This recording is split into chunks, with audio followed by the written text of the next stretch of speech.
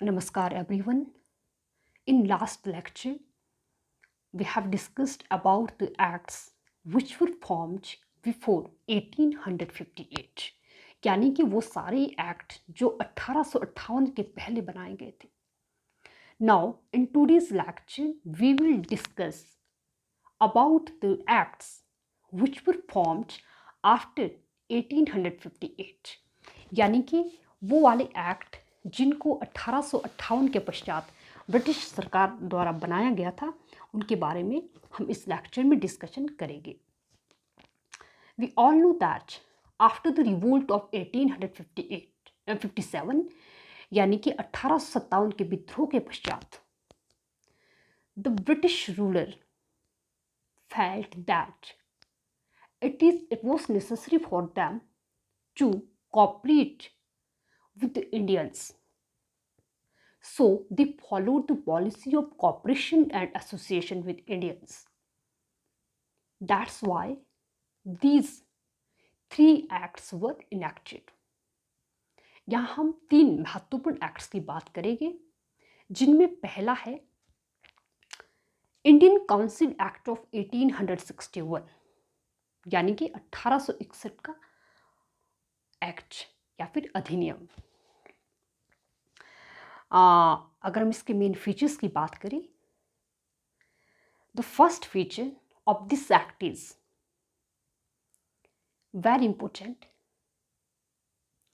because it started the process of decentralization, so the legislative powers of the Bombay and Madras presidencies were restored. यानी कि इस अधिनियम के तहत, इस एक्ट के तहत जो डिसेंट्रलाइजेशन है, पावर का जो डिसेंट्रलाइजेशन है, उसका प्रोसेस शुरू किया गया, जिसके तहत जो बॉम्बे और मद्रास प्रेसिडेंसी थी, जिनकी जो लेजिस्लेटिव पावर्स थी, वो पहले का जो एक्ट था 1833 का जो एक्ट था उसके तहत उनसे छीन ली गई थी, उन्हें इस एक्ट के तहत उनको रिस्टोर किया गया, उनको वापस दिया गया. So it was very important feature of this act. Second feature, it had a provision about the establishment of new legislative councils for Bengal, Punjab, and Northwest provinces. It had provision also about the portfolio system. It recognized this system. First of all, we will know about the portfolio system.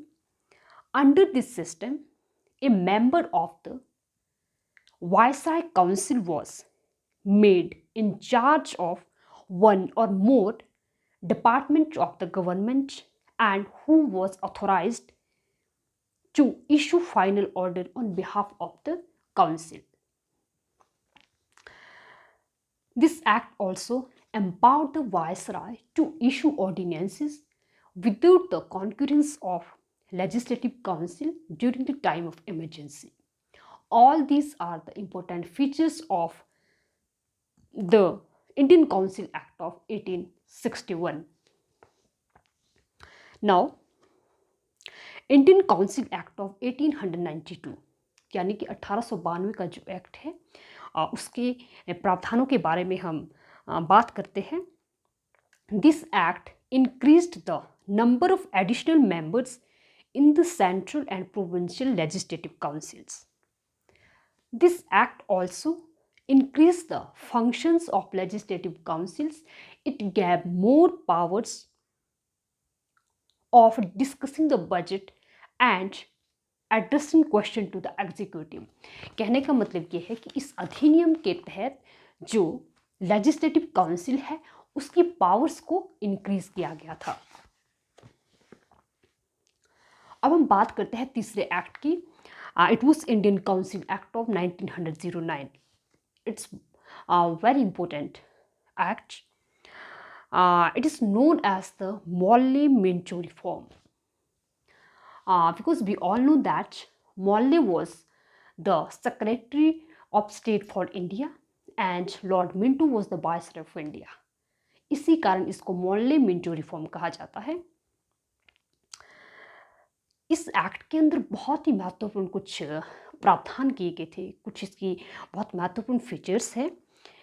It increase the size of legislative council at both level. दोनों ही स्तरों पर जो legislative council है उसकी size को increase किया गया था। Second, it enlarge the deliberative functions of the legislative council at both level. ये भी दोनों ही लेवल पर किया गया था इस एक्ट के तहत। For example, members were allowed to ask supplementary questions. Second, they were also allowed move resolution on the budget। यानी कि जो members है उनको ज़्यादा पावर्स दी गई थी इस एक्ट के तहत।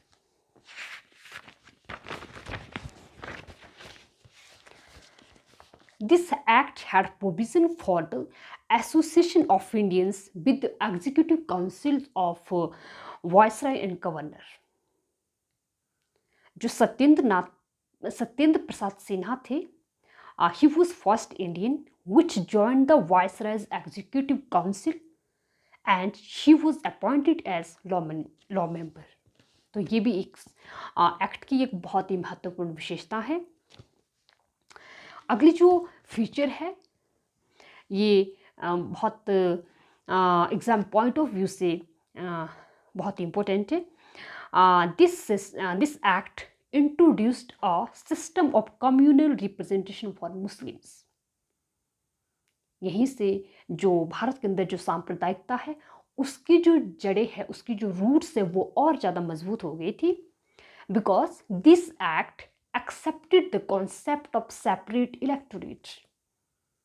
अभी सेपरेट इलेक्टोरेट सिस्टम क्या होता है? Under this system the Muslims members were to be elected only by the Muslim people.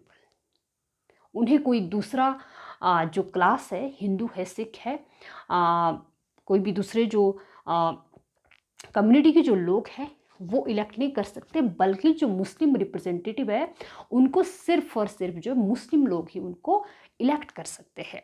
और ये बहुत ही एक घातक सिद्धांत था भारत की जो यूनिटी है उसके लिए। That's why the Lord Minto is known as the father of communal electorate. तभी जो लॉर्ड मिंटो है उनको कम्युनल इलेक्टोरेट का एक जनक माना जाता है, इनका एक फादर माना जाता है, क्योंकि उन्होंने इस सिस्टम के तहत जो एक यूनिटी है उसको कमज़ोर कर दिया था।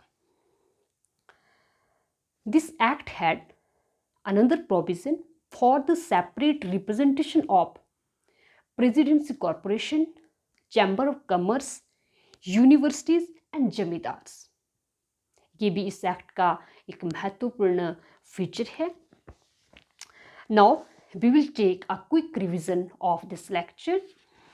इन today's lecture we discussed the three acts.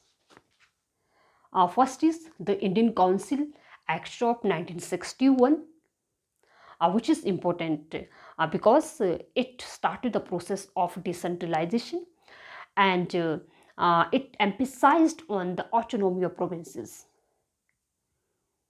और इस एक्ट के जो तहत अगला जो प्रोविजन था, it was about the establishment of new legislative council for the Bengal, Punjab and north west provinces. ये कुछ महत्वपूर्ण बातें हैं 1861 के एक्ट की।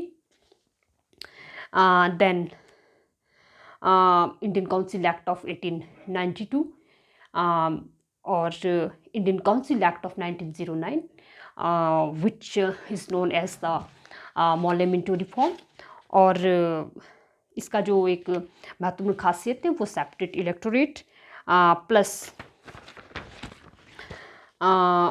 जो इसका अगला जो महत्वपूर्ण एक फीचर रहता है वो है it enlarge the deliberative functions of the legislative council.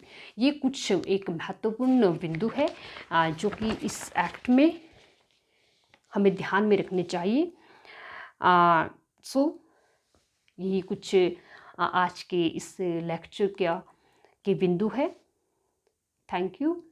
तब तक के लिए नमस्कार।